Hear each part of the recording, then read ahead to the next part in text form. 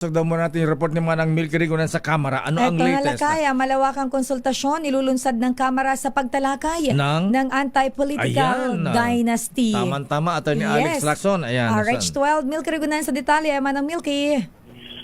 Sir Ella Lakay, magsasagawa ng public consultation ang House Committee on Suffrage and Electoral Reforms sa sandaling talakay na ang Anti-Political Dynasty Bill.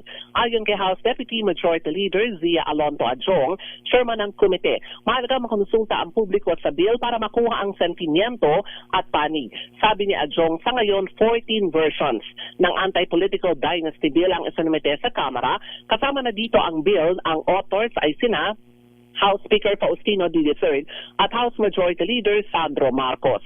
Ang Anti-Political Dynasty Bill ay isa sa mga priority measures ng liderato ni Speaker D na nagpatibay ng ipanawagan ni Pangulong Bongbong Marcos na magpasa ng enabling law para maipatupad ang genuine political reforms. Pero sa posisyon naman ni ako Bicol Party List Representative Alfredo Garbin Jr., hindi tatayo ang bill kung hindi maamyandahan ang ating saligang batas.